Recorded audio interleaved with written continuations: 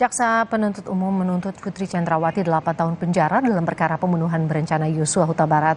Menurut jaksa, hal yang memberatkan Putri adalah perbuatannya mengakibatkan hilangnya nyawa korban dan memberi keterangan berbelit-belit di persidangan.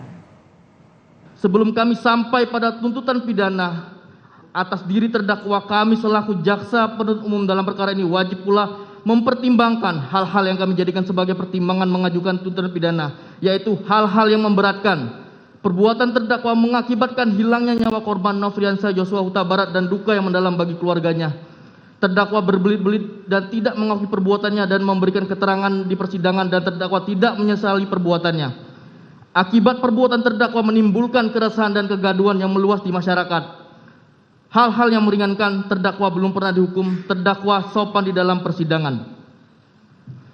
Berdasarkan uraian-uraian tersebut di atas, maka kami penuntut umum dalam perkara ini menuntut supaya Majelis Hakim Pengadilan Negeri Jakarta Selatan yang memeriksa dan mengadili perkara ini memutuskan: 1. Menyatakan terdakwa Putri Chandrawati terbukti bersalah melakukan tindak pidana turut serta melakukan pembunuhan yang direncanakan terlebih dahulu sebagaimana diatur dan diancam pidana dalam dakwaan primer Pasal 340 Junto, Pasal 55 ayat 1 ke 1 KUHP.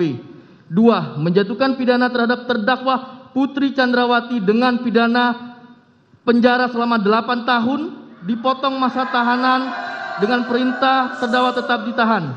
3. Menyatakan barang bukti berupa dari poin A sampai dengan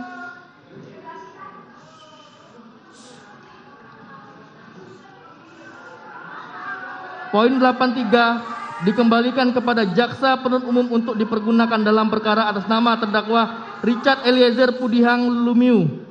4. Menetapkan kepada terdakwa Putri Chandrawati dibebani membayar perkara sebesar Rp5.000. Demikian tuntutan pidana yang kami bacakan dan diserahkan dalam sidang hari ini, Rabu tanggal 18 Januari 2023, jaksa penuntut umum. Demikian yang mulia.